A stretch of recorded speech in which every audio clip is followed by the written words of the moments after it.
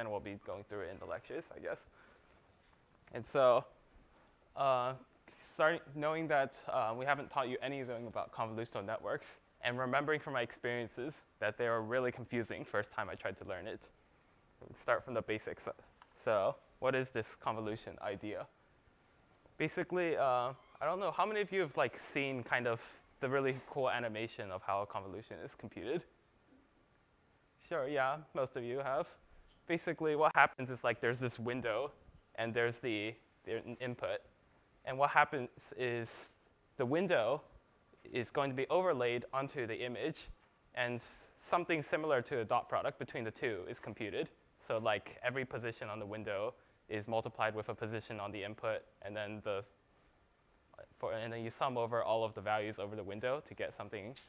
And then what happens is that this window will move across the image, and for every position that the window can be put in, you would compute this dot product idea, so on. And in the end, you'll be writing this output to you'll be writing this to an output matrix or array. So you would repeat this steps 1 and 2 for all of the output channels, all the locations in the output, each with, so we'll be getting to this idea of channels very soon, but then what happens is that you can have multiple different windows with the same input, and each one is slided across the entire input, and you compute a value. That's the high-level overview of what's happening in a convolution. Now let's show you some specific examples, starting with the one-dimensional case. So most of you have probably seen the two-dimensional case because convolutions are used for image processing mostly, and images are two-dimensional. But the very same idea works with one-dimensional data. So what happens here is, let's suppose that our input is like a time series. So maybe making an analogy to homework one, each of these is a frame or something, and each frame is three-dimensional.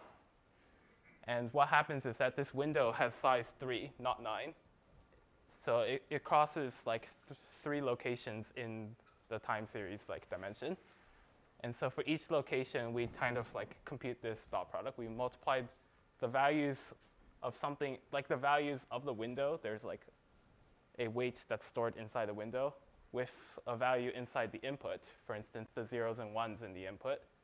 And for every position that we can place the window, we compute this dot product, and we store the value into the output, and we get something like this.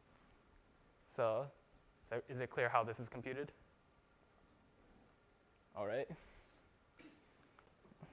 So for the two-dimensional case, something very similar happens. In this case, it's a one-channel input. Before we had a three-dimensional time series. Now it's a one-channel, a three-dimensional per I guess three-dimensional is not a good word. It's a three-channel, one-dimensional time series convolution in the previous slide.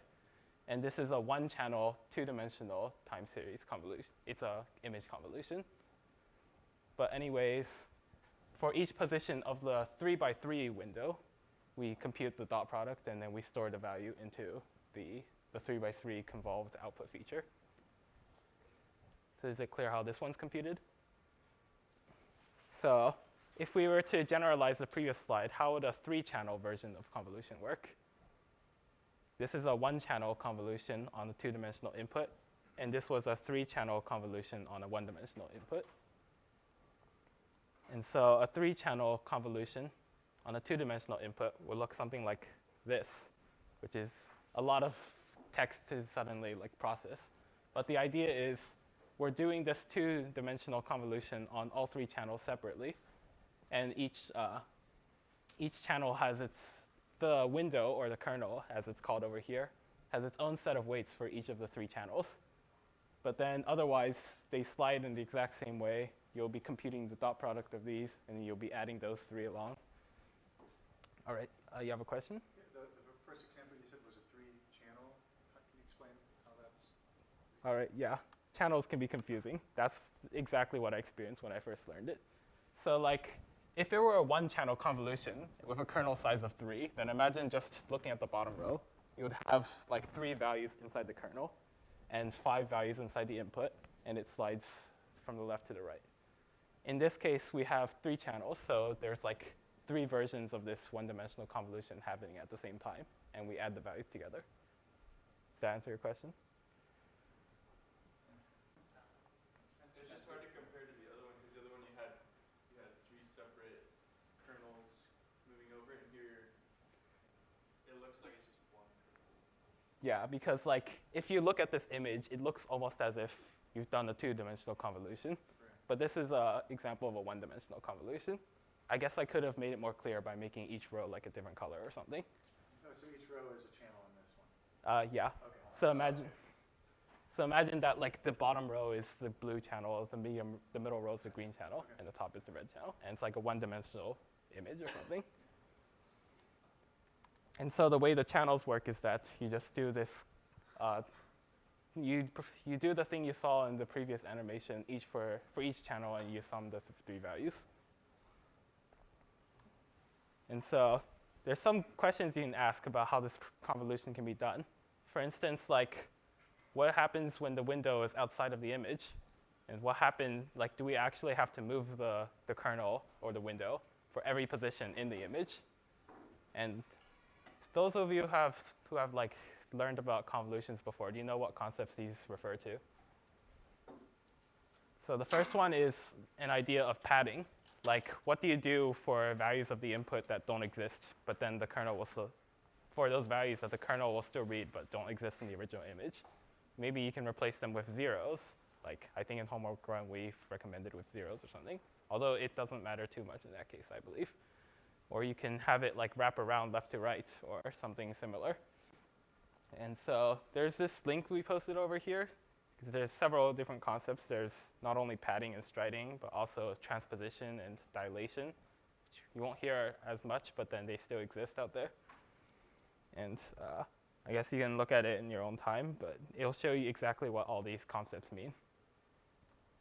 So just a little technicality. So for those of you who maybe taken like signals processing or something and getting confused how this convolution maps with the one with signal processing, is that we're like skipping one of the steps for the typical like mathematical operation of convolution, which is that we were supposed to flip the kernel or the window around before doing the sliding operation.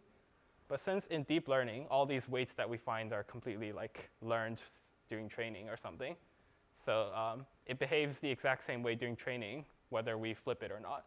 So often in deep learning, we ignore this flipping step, and we just say, we put the kernel on top of the image and slide them. And so now that we know kind of how convolution is computed, want to know why we actually use convolution.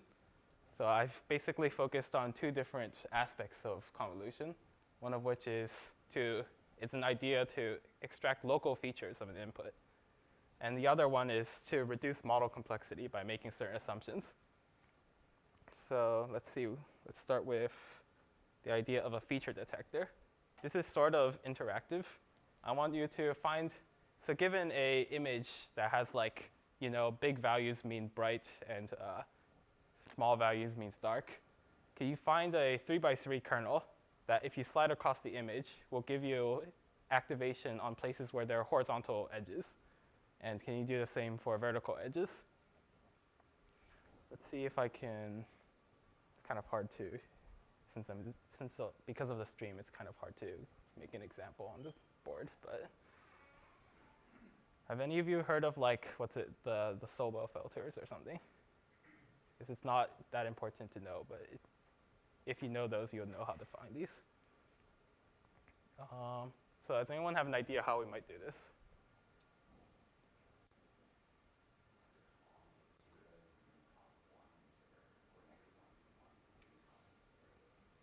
Yeah, that sounds very promising.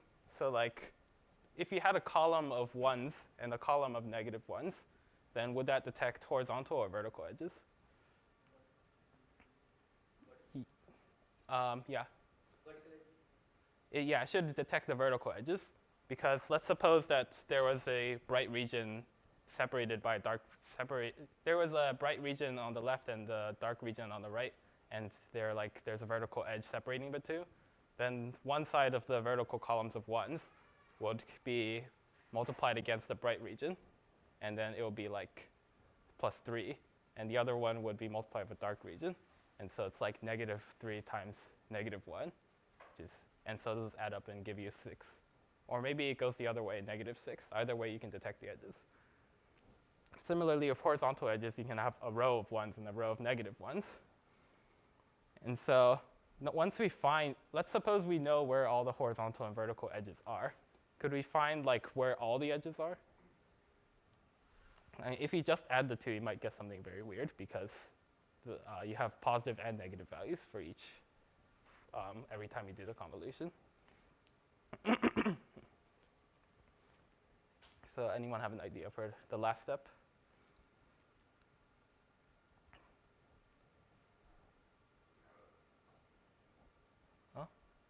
A +1. That would actually end up being a feature that detects pluses, or it'll be a poor feature that detects pluses, but it'll still be specialized for that. So like if you have two images, one of which has like large magnitude values when there are horizontal edges, you don't know if it's positive or negative, and the other has large magnitude values when they're vertical edges. One simple way is to add the absolute value of the two. Then like you would have high magnitude values at all the edges. Also, you can take like the square and then sum them and take the square root or so on. And so this is the example I came up with. It's very similar to a vertical row of 1s and -1s. Does anyone have questions about how this works? It's not too important to know how this example works. It's illustrative, but These are your convolutions, right? yeah, so this is what the kernel for the convolution will look like. Is there a reason for alternating between 1, 2, 1, -2? Not in particular, but like this is a well-known example used in kind of, More centered towards yeah. I think it just gave like better experimental results or something. This is before people used deep learning to like find edges using convolutional networks. They were using kind of hard-coded kernels basically. And so now notice that like we have this nonlinear function of these two values, of the horizontal and the vertical edge intensity, to find the location of all the edges. Keep that in mind. We'll be getting to that very soon. And so this is an example. We applied the two different edge detectors here. So this one did find vertical edges, and this one did find horizontal edges. You take one of those two formulas, you can find the position of all the edges, even though this just looks like the invert of the other color because it's all black and white. And so another example, how can we find solid 5x5 boxes on an image using like a similar approach with the horizontal and vertical edges? So I guess question number 1, if the kernel is a 5x5 kernel and we fill it completely with like 1s or something, so it is a kernel that looks like a 5x5 box. If we slide that across the image, what will the output look like? It's not going to be useful. Same as input.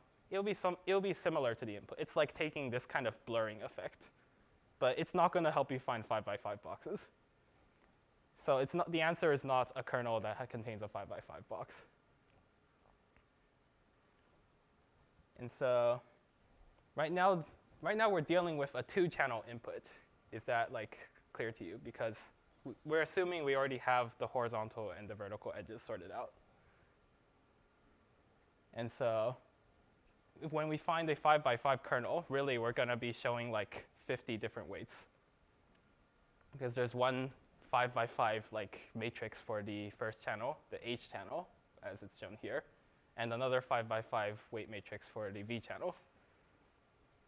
If we want to find if you want to find 5x5 boxes, we want to find 2 vertical edges and 2 horizontal edges. Is that right? One's on the border of the 5x5 and negative ones interior. For the entire 5x5? Yeah. Okay, but then like this is just one of the 5x5 matrices. Is that on the H channel or the V channel? So all the borders on the 5x5 will have positive values, and the interior values will have negative. So as it slides. That will give the same output for like a solid background as it would for a solid 5x5. Like a solid 7x7 will also activate. Yeah, of course. On the H channel, if you had 1s on the top and bottom rows, and on the V channel, 1s on the right and left rows, would that? Yes, that's exactly what we're talking about. So I'll be showing an image here, but you can see we do have these two 5x5 matrices. So for the H channel, we're going to have like a +1 weight on top of the places where we want to find the horizontal edge. And similarly, +1 or -1. Similarly for the V channel, we can have +1 or -1 on the vertical edges. I've used signs here because I assume that we're working with the signed edges that were computed by the previous kernels. But something very similar would happen if you have just the magnitude of the edges. It'll just be all ones. And so I've applied it to here. I've used my first kernel to find the horizontal edges, the second one to find vertical edges, and then that kernel to find the 5x5 boxes. And so this thing looks sort of like a box, so it did light up, but the brightest activation really is on the 5x5 box. It's brighter by like 2 times or more. Any questions about how this works? Again, not the specifics is not important, kind of the overall idea. All right. And so, as you can see, we're using convolutions to look at like local inputs. So the idea of finding edges, you can't figure out if something is an edge just by looking at one pixel.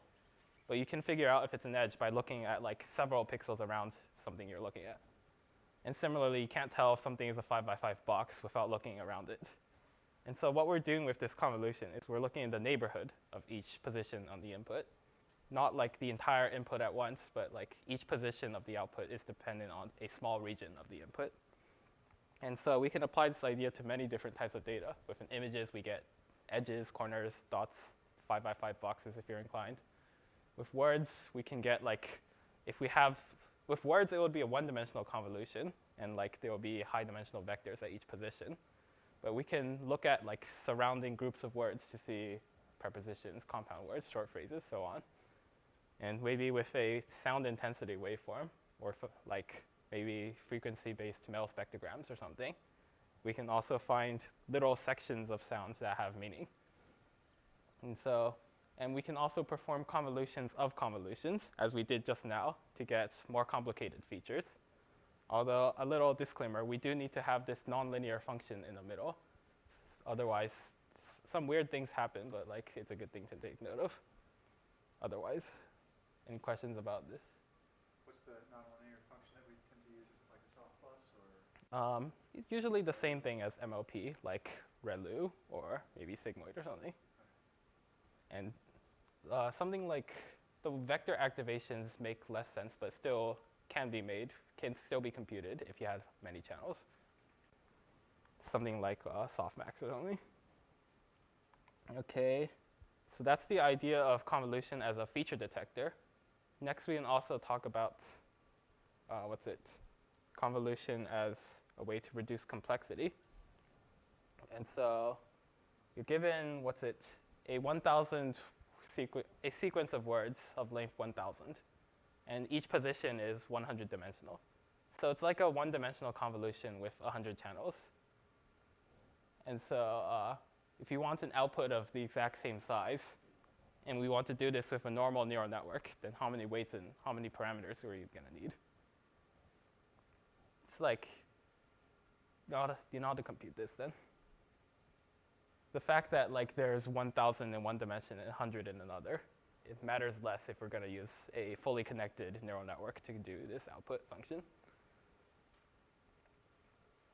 So what is the dimensionality of the input, first of all? If we're using a fully connected neural network. Let's see, 100,000. Because there are 100,000 values in the input.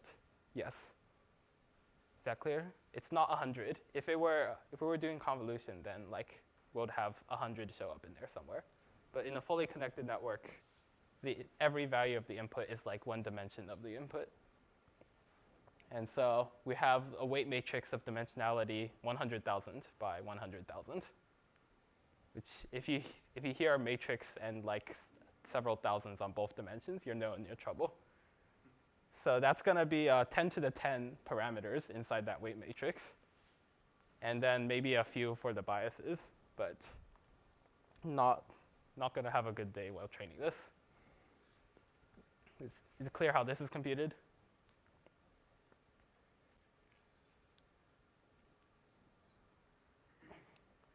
Okay, so if we're going to use a convolutional layer with a kernel size of 5, basically since this is a one-dimensional convolution, it's going to mean there'll be like a kernel size of 5 with 5, but it still takes in all 100 dimensions of the input. So first of all, how many parameters are in a kernel for one of these outputs? So like how many dimensions is the kernel? It's going to be, how many parameters are in the kernel? It's not 25. If it were a two-dimensional image with a kernel size of 5, where the two-dimensional image is of size 1000 by 100, then it would be 25. But in this case, it's a one-dimensional convolution. I see it would help a lot if I can draw something, but the stream won't be able to see it. So let's see if I can show that diagram again. This one. In this case, the 1000 is this dimension. There's 1000 words. And the 100 is this dimension. Each word is 100 dimensional. And the kernel size is 5, which means this width is 5. Yeah? Can you tell the stream which is this? Yeah. Oh, did it not show up on the video? Wait, did they not see a video? There's no video. I mean, if you move the pointer, maybe they can see it. Okay. Honestly. Do they see the pointer? I don't think so. Just see the vertical. Okay, so the size 1000 dimension is the horizontal dimension, the direction that t is pointing in. And the 100 dimension is the one orthogonal to that. Just as in this case, it's a 3-channel one-dimensional convolution with 5 inputs. In that example, it's a 100-channel 1000 input convolution on one dimension. And so based on this diagram, how many parameters are in the kernel? Yeah, it should be 5 for a single kernel and like 500 if we're considering the sum of all of the different kernels that slide across the image. But like I can see your point. So there will be 500 parameters inside the kernel. And there's also, as we requested, like what is the output size after we perform the convolution on this size 1000 time series, 100 dimensional per time step convolution? Assume that we use padding so that the sizes on the convolution, on the convolved one dimension does not change. Thread of 1? Yeah. So in this case, there was no padding. So the 5 in the dimension that the t is pointing in, the time dimension, has been shrunk. However, in the other example, let's assume that doesn't happen. So if it were applied to here, it would be the convolved feature would have 5 numbers in it.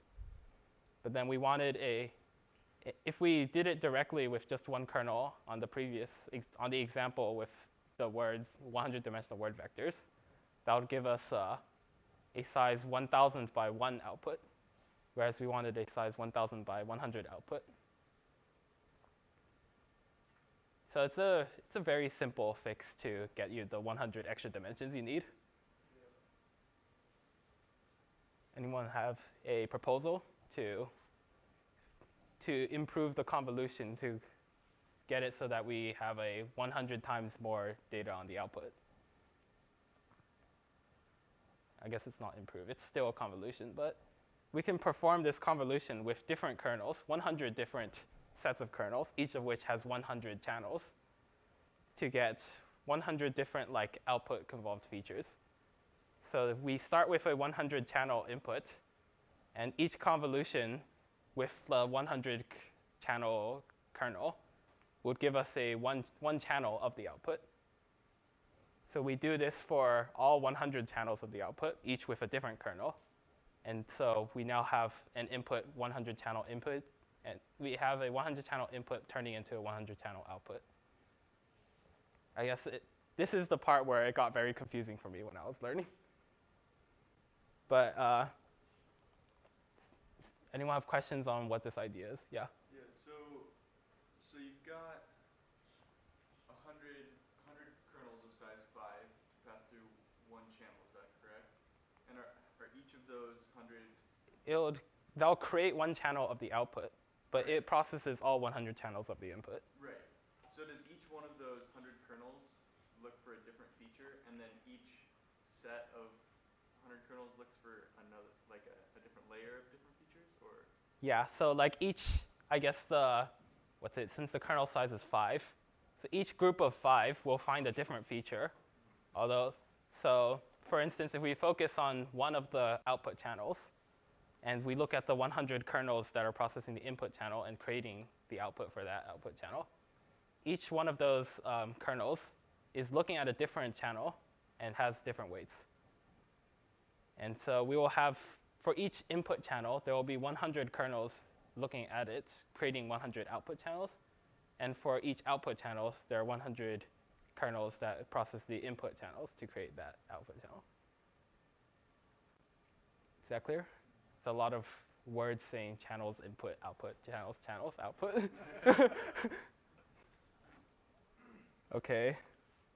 So what was it?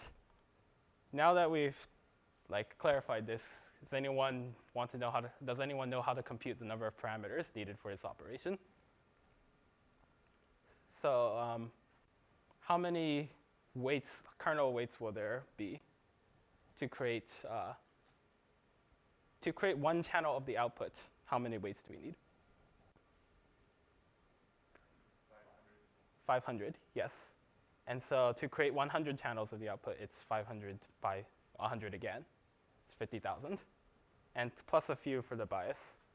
Although I think this one is worth noting. How many bias terms will there be?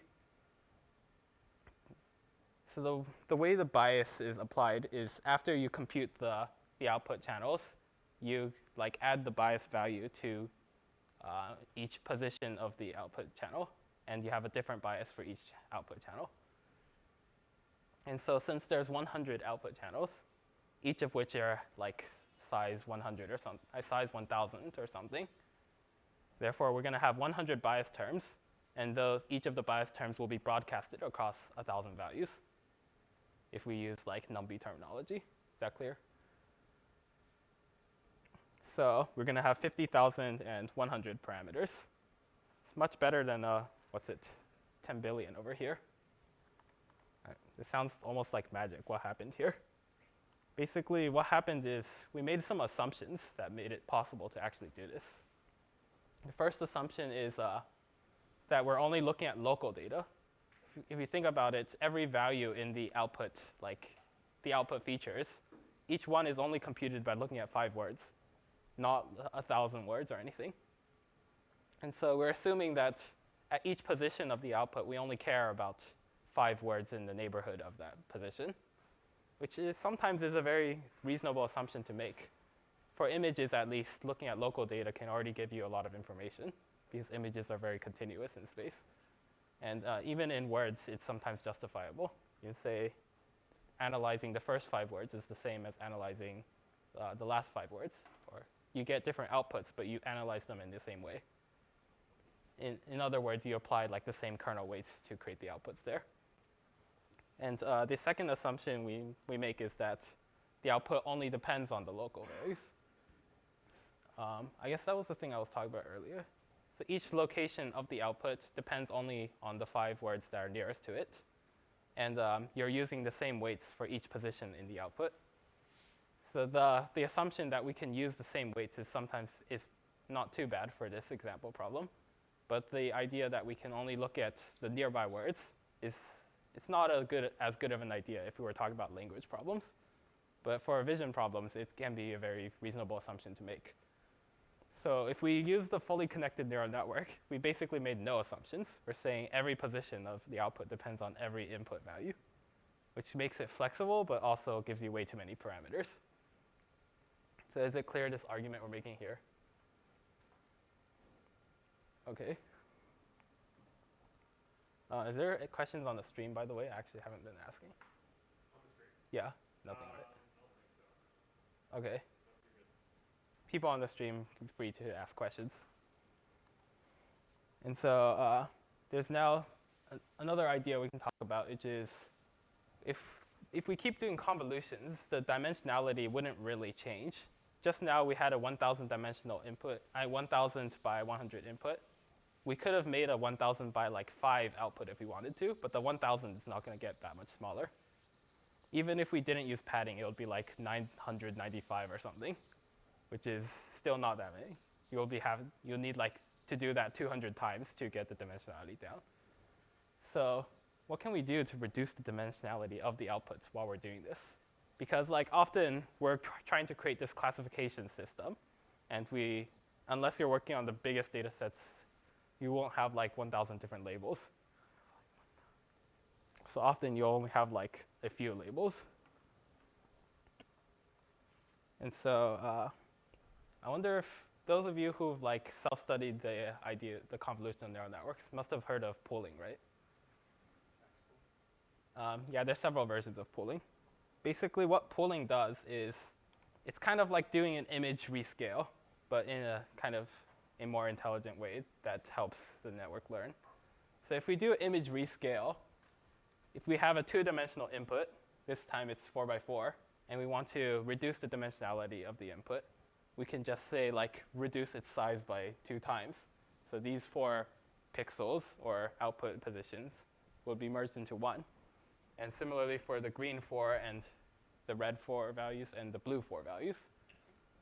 And so what we can do is, so I should talk about the 2 bullet points first. The feature map, remember that we're interested in whether the feature map is like has activation at some point, be it positive or negative. Although positive is often what we default to if we don't care about sign. So a feature map tells us where things are, so we want to know where the highest activations on the feature map are, and we want to know whether there are high activations at all.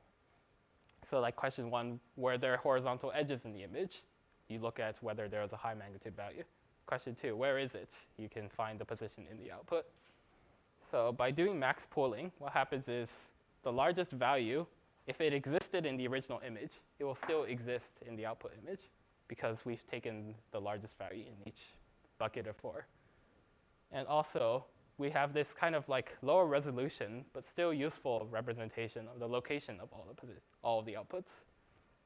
And the fact that we preserve location is important because we'll be doing convolutions on top of this one. And if locations didn't mean anything, convolutions wouldn't help you because we're only looking at local information. And so there's actually several ways to do dimensionality reduction, not just the max pooling. Max pooling is actually one of the more complicated ones, but I started with that because more people I thought would know about it.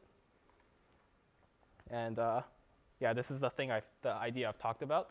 If it was strongly expressed, if the feature map had a strong expression at one position, max pooling will keep it there, and it will also keep like the relative location of all the activations. Any questions about this? This is probably the most common way we deal with the dimensionality problem. All right. And so we can also directly reduce the size of the output by using a different stride. So I guess I haven't fully explained the idea of stride, but what happens is if instead of moving the kernel 1 pixel at a time or 1 time step at a time, we can move several time steps at once. And if you think about it, this actually would reduce the size of the output. For the kind of 1,000 words example, if we use the stride of 2, the output would be like 500 in the time dimension, and whatever you want in the other dimension. It could still be 100 as we've chosen last time, 100 channels. But then like it can also do the job that max pooling does, but it doesn't do the idea of like if it finds the maximum value, then it keeps it in the max pooling example. In this example, it will be more sloppy. So by skipping over certain positions, you might have missed the place where the activation would have been most active. But often in practice, the two work very similar. In fact, I think in homework 2, you'll be using a model that will basically use a different stride instead of max pooling to reduce complexity. It still performs very well. And so another thing we can do is directly treat every position of the feature maps of the output as like one dimension of a really long vector, and then using a fully connected neural network to get you a few outputs.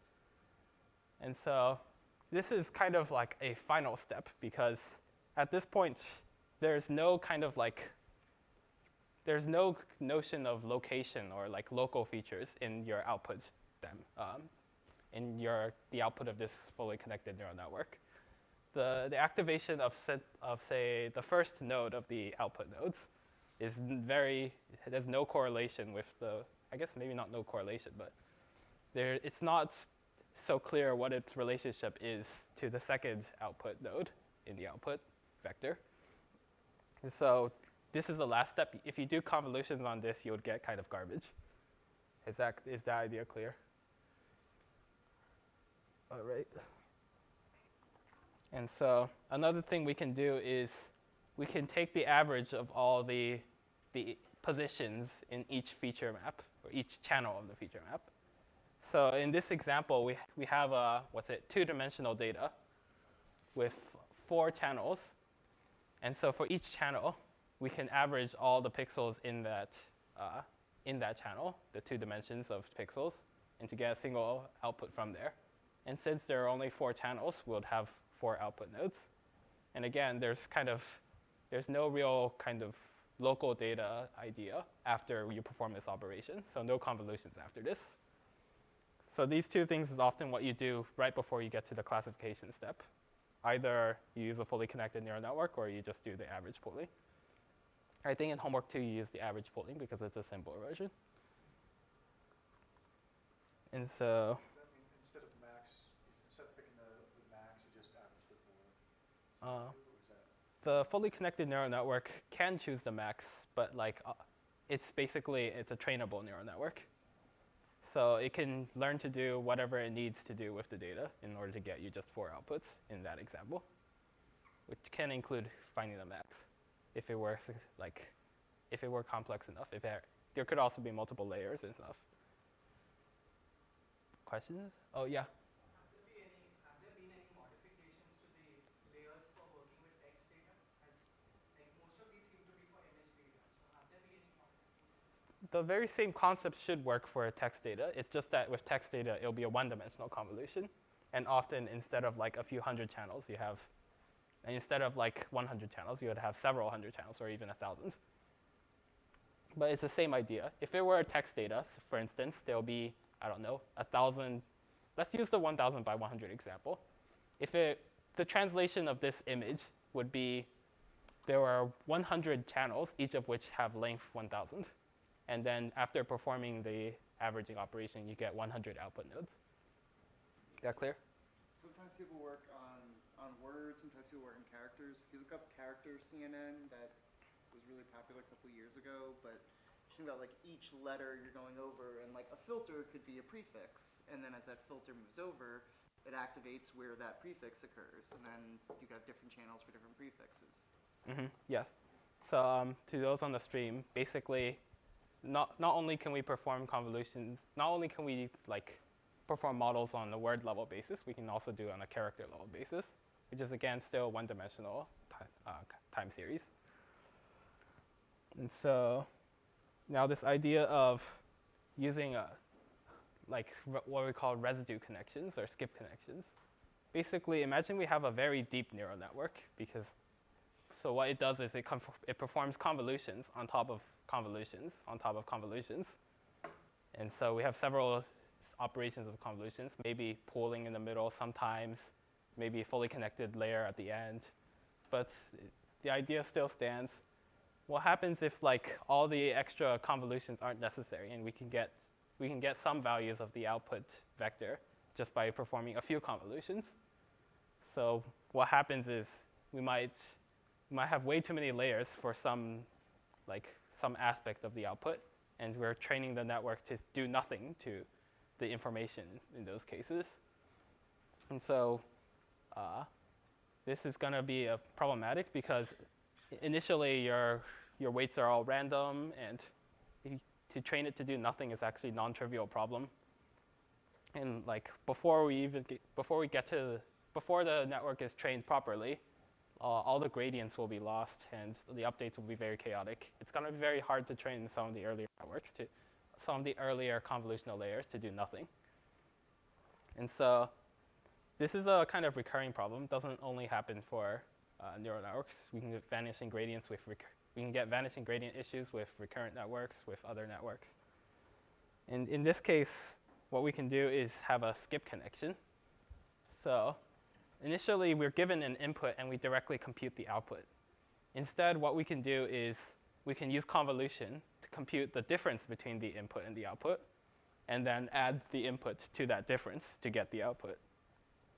It seems like it should be doing the same thing, but really, because of the connection that goes directly from the output to the input, the gradients will behave much more nicely with this kind of formulation.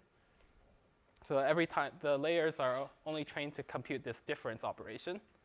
And so if you think about it, if you want a layer to do nothing, all it has to do is, what does it have to do, actually? Let's ask you.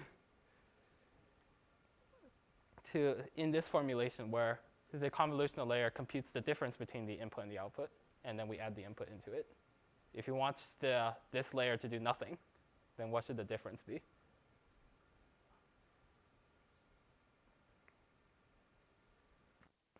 So we can add zeros to the input, and it'll do nothing to the input, and the output will be the same as the input. And it turns out it's not too hard to train a layer to to output zeros. And so in this formulation, mathematically, what happens is that the gradients pass through the skip connections. Intuitionally, what happens is it's easier to train a network to output zeros. And so, on one hand, we get the idea we can just set the residual, the value of the difference between the input and the output, to 0. We also get this skip connection. And why do we have, in this diagram, we have two convolutions in between the input and the output. And you have a question? Yeah. I think the idea behind this is that it seems the fx is more easy to optimize rather than the fx plus x, right? So I don't quite understand. Will you provide some information about it? So what did you say about the fx is what? It's more easy to optimize than the fx plus x. So the whole network will be to optimize the loss function at the output layer. But then what happens is it's going to try to change the value of fx such that fx plus x is more helpful to the layers. Is that satisfactory? Since the whole thing is trained by gradient descent on the one loss value from the output, so by gradient descent, the gradients pass through to the output values, and then the two weight layers will try to optimize the value of fx to help reduce the loss at the end, which would follow the gradients that are at the fx plus x location. Okay. And so why do we have two convolutions in the middle? Basically, if you think about it, if it were fully connected neural networks, then doing this two convolutions idea is similar to having one hidden layer between the input and the output. You can show certain universal approximation theorems with two layers in the middle. Even though in practice you can't get any function you want just from those two layers, the theory is that each of these little blocks can do something important, and they have the capacity to do anything important that's needed. Otherwise, maybe there's only a certain small class of operations you can do at each time you apply this skip connection. So that's the kind of reasoning behind why they choose to put two layers. And so with a deep residue network, you just repeat the unit shown in the diagram several times. So you have an input value, you pass it through the two weight layers, you also skip it through the output, you add the two, and then you do this again. You have another two weight layers added to the output of the first block, so on. You chain a lot of these blocks together. And so you can get a very deep neural network that with less of the vanishing gradient problem. What is the residual? Is X The residual should be f of x. X is the residual. Yeah. So like the residual is what we add, like the difference between our desired output and the input. In this case, we're saying like we're going to add f of x to the input to get the output we want. And so like if we wanted the same output as the input, then the residual will be 0 because we don't want to add anything.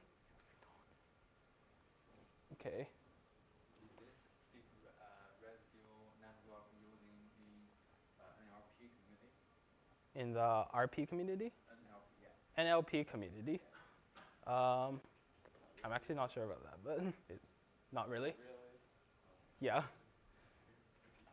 Like specifically ResNet is a Microsoft thing for images. Yeah. So like I think this idea is more used for images then.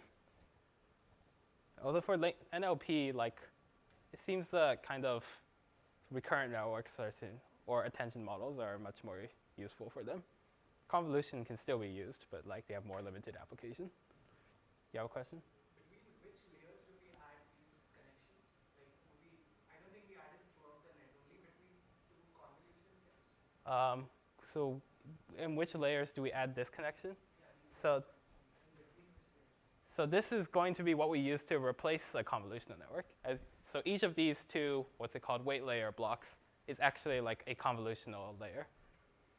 Do we add it also between other layers? We chain this block together, so it would be between two other blocks that look exactly like this. And so like every time we compute a residual, add it, and then we get an output, compute another residual, add that to the output of the first, so on. We chain them together to get a very deep network. Is the stream okay? All right. And so, great, it is just about halfway. So now we'll be transitioning to how we can deal with CNNs in PiTorch. So like kind of the implementation sides of things. I'll be handing it over to Ben.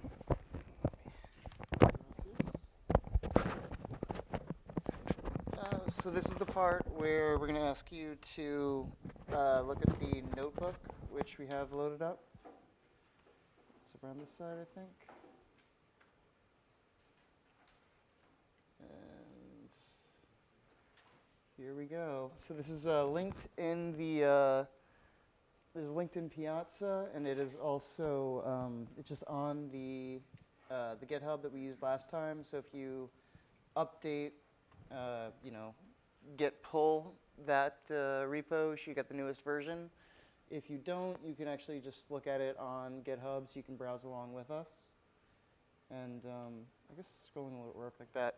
Okay, so convolutional networks in PiTorch.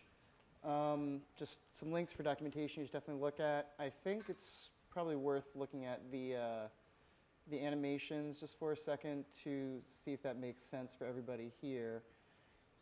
Just some of the different ways you can convolve, and there are a lot of different parameters.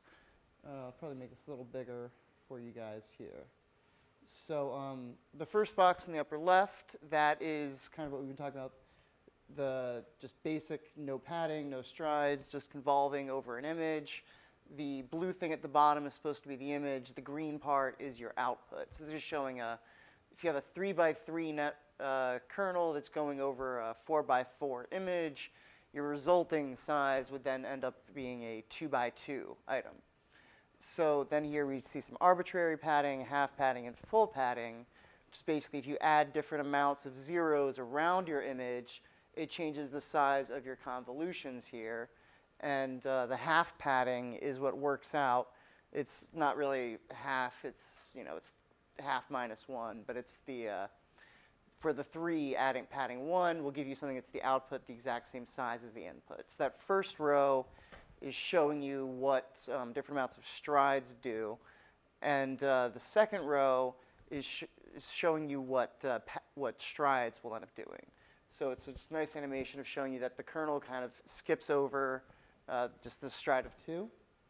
So I guess any question on how padding and strides, what they actually mean, how that works out? Can you explain again what is this half The half padding is enough padding so that half the window shows up. So that means basically when the window is centered, see how when the window is centered on the edge, then there's just enough left over.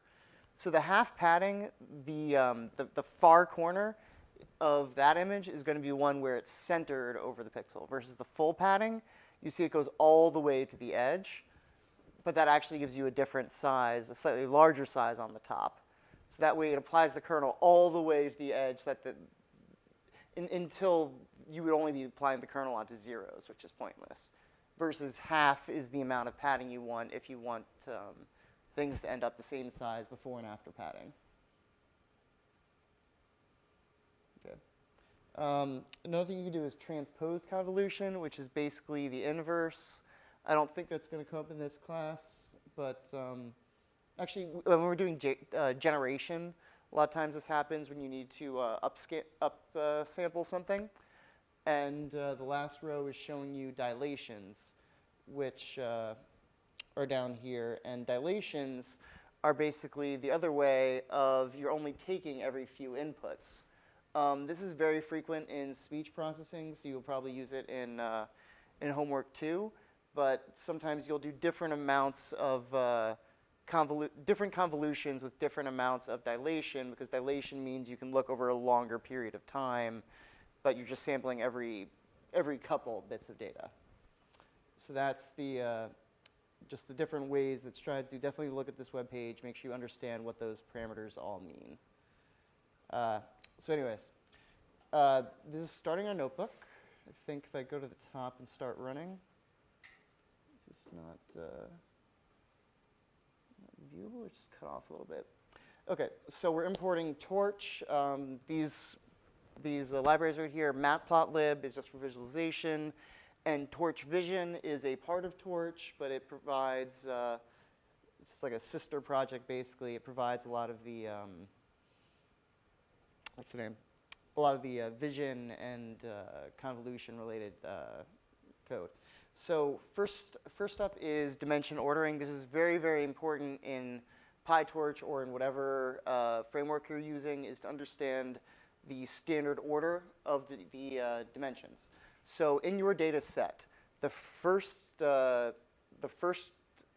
dimension needs to be your samples or your batch dimension. Your second is your channels, and then height and width. So this is different than a lot of other frameworks. It kind of depends, and you have to be careful when you're reading and writing data, because it's very common to also see samples, height, width, and then channels last. So this is referred to as NCHW or channels first. Always keep that in mind when you're loading your data and looking at your data, that you should see something that's like 3, 32, 32. That means a 32 by 32 image that is 3 colors, and you shouldn't see 32, 32, 3, because that means you've switched your orders around. Similar with 1D, channels comes right after the sample size, and then time has to be your third dimension. So you see why it's very important to keep this in mind, because if you have the dimensions switched, then you send it to PiTorch. PiTorch is going to run just fine, but it's going to be convolving over your channels instead of convolving over your time, and you don't want that. So anyways, keep all these in mind. And also, depending on where you're getting your image data from, keep an eye on which order the channels are in. RGB is what everyone knows, and it's kind of standard, but there are plenty of data sets out there that are BGR or something else entirely. So just keep all these things in mind. So for the purpose of this notebook, we started up with just creating an input image and input signal. So this is 1, 3, 32, 32. That means one image, it is 3 dimensions for 3 colors, and it's 32 by 32. The way you should interpret 140 by 100 is there's one signal, it's got 40 dimensions, and it's 100 long. So that'd be kind of like your signal processing data. So convolutional layers, the ones we've talked about, these are kind of the most common ones you're going to be using are conv2D, conv-transpose 2D, and average and max pooling are 2 of the most popular pooling methods. The layers are just like any other PiTorch layer. You just create them with torch.nn and the name of the layer. They're pretty well documented. We've got the links here. But some important parameters to know are your in channels, obviously the number of channels you have from your input. The out channels are the number that you want to end up with. Your kernel size. Your kernel size can be one number. If it's one number, it's assumed to be the same for both dimensions. Or if you write 5, comma 5 as your kernel size, give it an array, that means 5 in one dimension, 5 in the other, and that you can do for normally we do square things with image processing, but for some types of processing, you might want something that's a rectangle. The stride is a parameter, and the padding is a parameter here too, all as you would expect, and they mean exactly what you would expect them to mean. You can use those layers, you can put them into a sequential model, you can make them part of a module, you can use them exactly as expected. There's also the functional module. You guys should be aware of the functional module, and here's a link to the documentation for it. The functional module is the code that actually runs the calculations behind the layers. So if you're doing something very specific where the layers don't quite do what you need them to do, the functional module is your place to look. That's where that's the code to just run the convolution. So for example, this is manually creating the filter and running the filter through the convolution. So I should really be running these as I go. Let me scroll to the top here.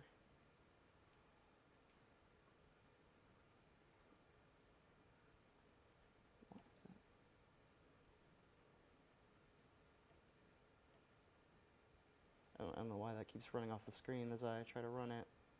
Oh, I think Shift-Enter works correctly. Okay, so Shift-Enter works. So right here, I'm running this convolution 2D off of my 32 by 32 image. It's got a kernel size of 5, it's got a stride of 1, and it's got padding of 2. And we see that the output is also 32 by 32. That is because padding 2 is exactly that half padding. I know it's not half of what 5 is, but it's what we're calling half padding. But it's enough to cover that half of the kernel, so that means that the output and the input is exactly the same. So it's very important for you to do these calculations of your kernel size and your padding. Print out your sizes as you're doing your convolutions. Make sure the sizes and shapes looks correct. Because you don't want to, if you intend for something to be the same, but you change the kernel size and it ends up something different. So keeping an eye on that is very important. Here we have the convolutional functions. And we'll go ahead and run those. It's the same as before, except running them directly. So what does the function do again? I'm sorry, the functional module? Yeah. The functional module is the back end. That just runs a convolution versus the layers. The layers create parameters and then send them into the functions for you. Versus if you have something that's slightly out of the ordinary, like your parameters are coming from the outputs of another module, or you're doing something else to create your convolutions, then you can create your convolutions directly this way, versus just letting it take care of the parameters that you want to create. So that also shows you how to do basic padding. So your standard padding you can do with just the padding parameter of convolution 2D. And that will just give it zeros. As I said, you can do a single number, or you can do multiple numbers. And when we run this code, you can see what kind of sizes happen. So this is a 7 by 7 convolution on a 32 by 32. And we can see for all the different amounts of padding, what kind of sizes you end up with. The one that says padding equals 3 is the one that gives you a 32 by 32 output, versus different amounts of padding. Each time I add 1 to the padding, you see the output. Because the padding is being added on both sides, the output goes 2 in either direction. So you can draw that out for yourselves or look at the animations. I know we've kind of stressed this a little bit, but it's important to understand the sizes and the shapes and how padding relates to everything. So any questions about why these come out the shapes and sizes that they do? Does that all make sense? Okay. So that is your basic padding. There's also several padding layers. There's replication pad, reflection pad, zero padding, constant padding. You can use these to put padding onto your data before you pass them to the convolution.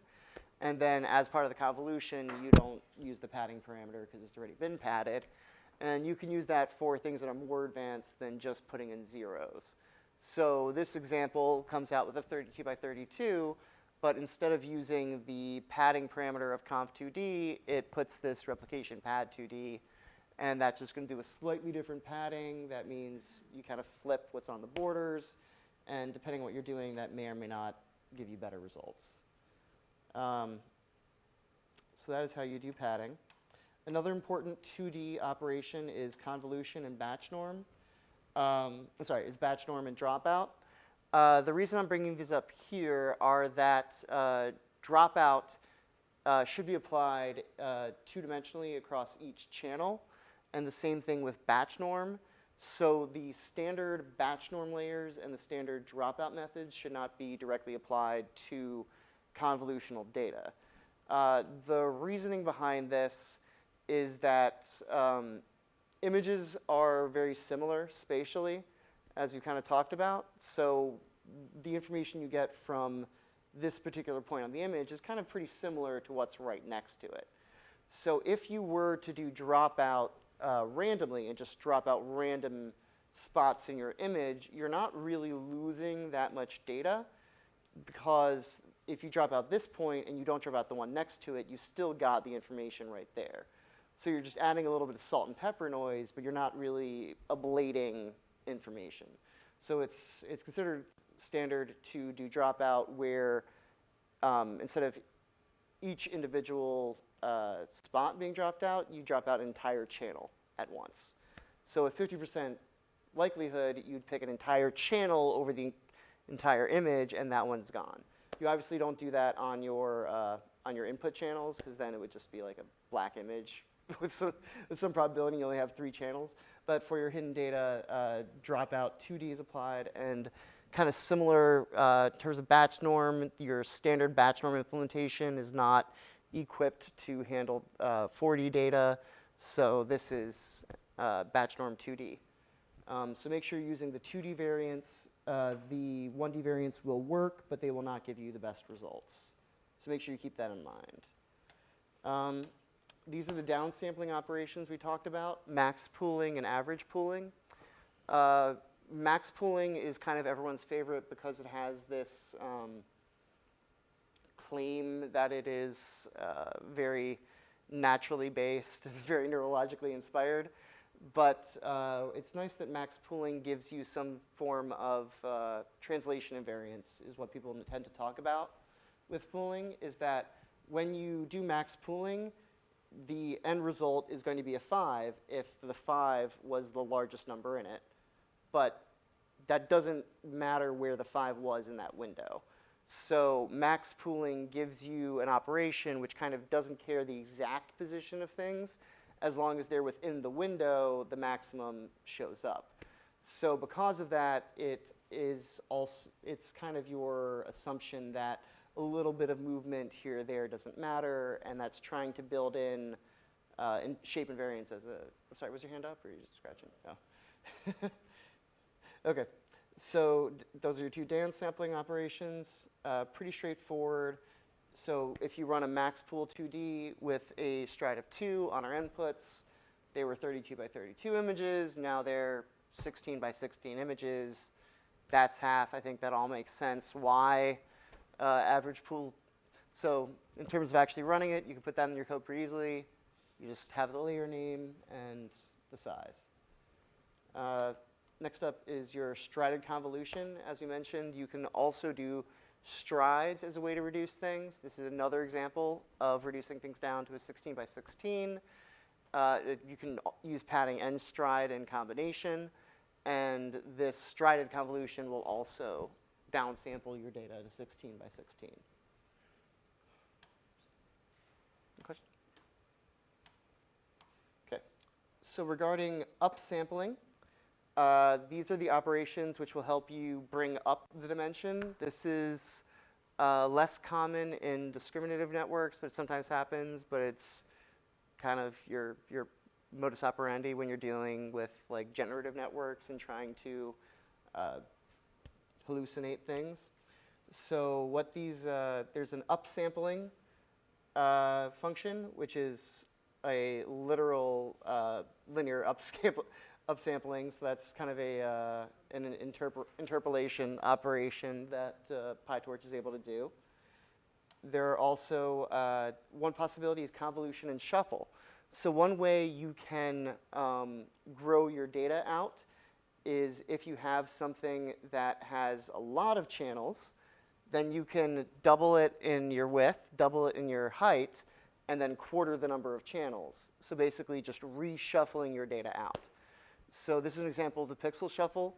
If you have something that's 12 by 16 by 16, you can take each of these 12 slices, cut them out into 3, 4, a 2 by 2, 3 slices, and that means you double your height, double your width, and it's got a useful function for doing all that shuffling for you. So that's one way you can do upsampling. Another way to do upsampling is to do a transposed convolution. You can refer to the kind of animations we had earlier to see what that looks like. But your transposed convolution, well, I guess here's what it is, but it's basically your inverse of a convolution. So doing a convolution and a convolution transpose with the same stride and same padding, roughly speaking, is a inverted operation. So that's why it goes from 33232 to a different number and then back again. So conv2d, conv transpose. It's sometimes called deconvolution. It's not really deconvolution, but you can see why it's called that, because it's kind of attempting to be the inverse. So that takes us through the main modules and layers you'll be using for convolutional data. I guess any questions about what we've kind of run through so far? All right. Are there any built-in features for rotational invariance? Sorry? Are there any built-in features for No, there are not, unfortunately. The standard is basically if you have many filters that are trained with different rotations, eventually they will go together. In terms of training, people do some crazy things where basically, imagine you're trying to train on a kind of smallish image. You will make your data this kind of gigantic black image, and you will take the image that you're trying to train on and like rotate it and move it inside it. So they basically do, rotation invariance is normally handled as a pre-processing step where people will just flip and rotate and crop and like move and jitter things around inside a larger image before training it. So yeah, a lot of image pre-processing that you'll have to do and use other frameworks to help you kind of play around with it. So for example, we have skimage, and don't you miss this guy. But so skimage, there are a lot of options for ways to read and write images because it's Python and they're building things out on PyPy. But some of the more popular ones, skimage, imread, that will read an image for you. I assume everyone can handle the paths and directory searching, stuff like that themselves. And in terms of display, a lot of options, but one of the standards is just matplotlib, works really well in Jupyter. So just plot.imshow and then plot.show will give you an image and a nice little plot for you. Another option is Pillow, which is called PIL, but from PIL, if you import image, you can image open, and you can also convert it into a NumPy array as well. And then here's how it's showing the image and what they look like. So what you'll notice, first off, is what do you notice about the array that they read in? What do you notice about the order? Yeah, the channels are last. That's kind of your standard for most image reading operations. Most image libraries are going to do width by height by channels, because in terms of your actual data file, that's how it tends to be stored, is each channel is together. Because if things are row major and you read this way, that means red, green, blue of pixel 1, red, green, blue of pixel 2, and that is literally how most things tend to be stored. So we do have to make sure we transpose these things around before you use them in your PiTorch programs. But there is one other option for loading sets of data, which is also worth knowing, which is the image folder. Image folder is built into Torch Vision, so this is not in Torch proper, it's Torch Vision. But this will load all of the images from an image folder. It's looking for a parent folder. Within the parent folder, there are subdirectories for each class label you want to give it. And then each of those folders have an image in it. So when you run this code, and also note this code has some transforms in it. So it's got a random crop, it's got a random horizontal flip, converting them to a tensor. And what it's also doing is printing out the image and the label. So you see each time I run this, I've got Barack's forehead. Run it again, I've got a little more of the forehead, and I've got Elvis's eye. So when you use something like the data loader, it does a good job of shuffling up the data, batching it out, giving you all these different transforms. This kind of goes to the rotation invariance you were talking about of basically you could imagine another transform that gave it maybe 10% one way or the other, or 10 degrees, whatever it is. So a lot of neural networks and training is not just on how good your network is, it's on how much you pre-process your data and augment it and things like that. So that's where the transforms come into play. So there's a nice tie shot. So the last kind of part we were going to talk about on this recitation tutorial here is masking and how you deal with things that are different sizes and different shapes and what you're going to do with that. So what you can do is you can have a mask. And the mask is going to be ones and zeros, and either way you want, ones can indicate where your data is, or ones can indicate where your padding is. But you need something that is out of band, and I guess, do you guys know what out of band means? Anyone know out of band? In band? Those words over here? Okay, that's a, I guess, old school radio term. In-band signaling is when you want to signal something within the same channels that your data is going, versus out-of-band is saying you create a separate channel where you want to store the signal, like your control signals. So this is an example of out-of-band signaling, which means you have your data features, which might include padding, and you have a separate signal, which is your mask, which is saying where's the padding, where's not. In-band signaling would be if you had your data features, and if the data feature was -1, that meant that it was padding. You can do in-band or out-of-band signaling, but you can only do in-band signaling if you kind of know where your features are going to be. So if you know everything's going to be greater than 1, then you can pad with -1, and it's easy to tell what it is. But if you're padding with -1 and there's a chance your data might have -1s in it, then obviously it's not going to work. But anyways, so once you have kind of your signals and your signals maxed out, and you actually can get your control signal, which is your mask, you can use basically multiplication, addition, things like that, to use your mask to implement things like average pooling. So this is an interesting example of how to use average pooling with your mask. And what you're doing is you're multiplying your mask times your image. So when your mask is 0, that's where you're padding. That basically means 0 out where I have padding. So that's the numerator, is 0 out where I have padding, and then sum everything up. And the denominator here is summing up your mask, which is how many places did I not have padding. So those are the two calculations, and if you divide, then you end up with getting the average. So basically, from the mask itself, you can tell how many values are filled out, and that's your n. And then by multiplying by the mask and then summing, you can figure out your numerator, and that here's another way of slightly rearranging the way you do things, of normalizing the mask before you multiply.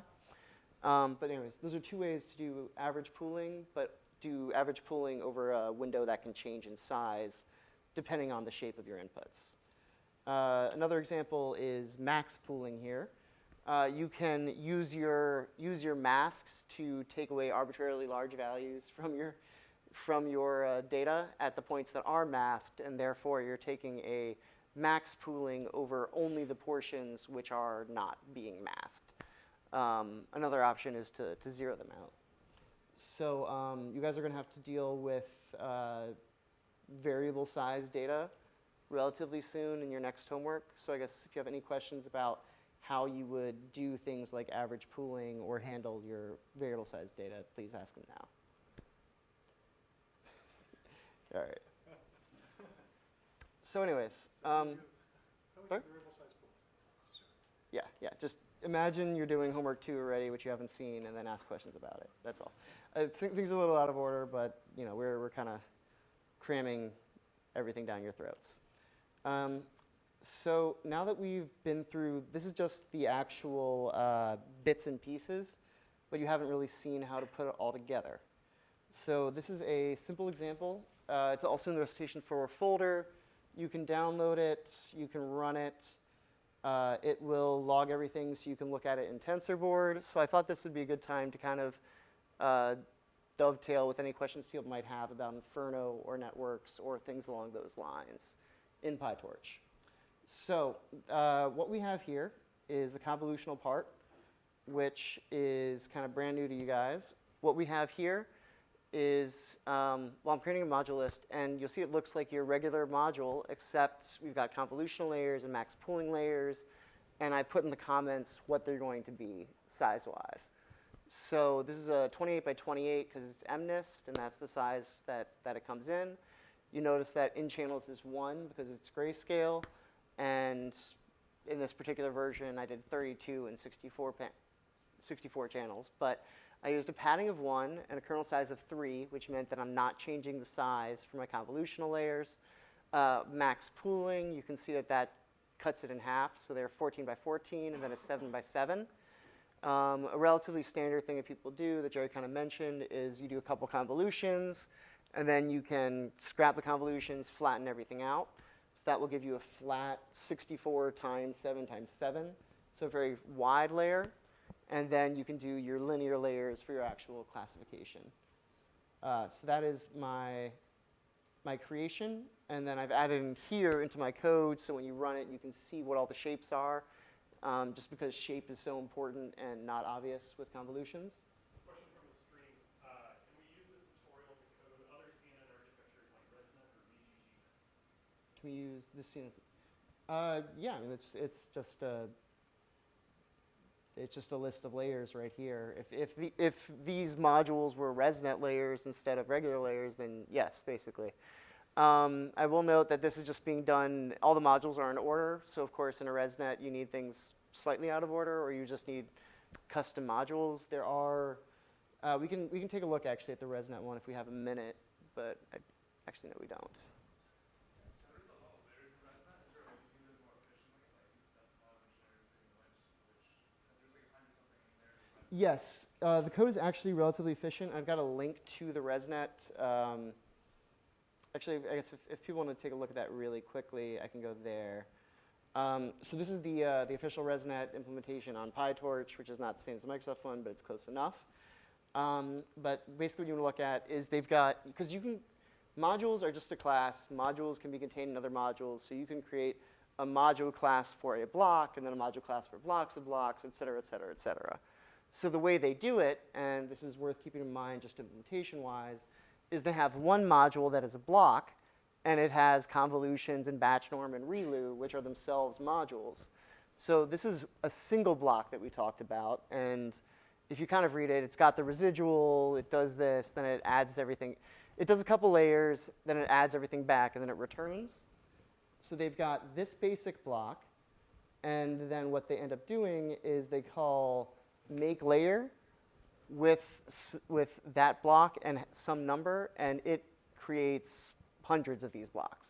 So for I in range 1 blocks. So it ends up, their actual code down here is relatively tight. So their ResNet 101 implementation is creating 3 blocks, then 4 blocks, then 23, then 3, and it's basically, I mean, it's Python. You guys can read through it, and I'm not gonna go through all their code here, but you get a sense of you can create modules. You can create modules in for loops. So doing something of 150 layers does not mean 150 lines of code. But anyways, so this is your basic convolutional network. Create it and use it just like any other network. There's some example of the MNIST data loaders and using the Torch utils data loaders, because that's a good habit to get into, using transforms, et cetera, et cetera. And I guess any questions people have about this kind of code for getting it to actually train your model. So this is just another example of using the Inferno framework to actually do the looping, iteration, logging, et cetera. And all you really have to do is do the model and do the data loaders, and then bind it and run. Does this kind of code make sense to everybody? Any questions on here? So we are out of time. All right. I guess we're good. So it is 10:20. So Ben, where's office hours later? I think we said it was going to be an NSH, and it looks like someone's trying to get into this house, into here. So. Ben, the business about the mask, that's something perhaps we might also want to make a post about because you're going to be getting the variable size inputs. And if people don't get it, they'll have trouble. Right, yeah, and not everyone's at the station. We should definitely make something a little more detail on this guy. And we're going to need write up. So, In homework 2, you're going to be trying to perform phoneme recognition. where we provide the phoneme boundaries, and you're supposed to recognize the phoneme, but the lengths of different phonemes are different. Which means if you want to backspin, if you have inputs of variable size, you're going to have to mask them so that they're all the same size. Otherwise, it's going to be terribly inefficient. And so this business of masking and out-of-band signaling, which is what we're going to be using, is going to be really important in this setting. Right, so make sure you understand this line 33. If you have any questions, come talk to us. But really the challenge of speech and language is variable size out of, it's a common occurrence. Right. How do I turn this guy off? First, just stop streaming. Like a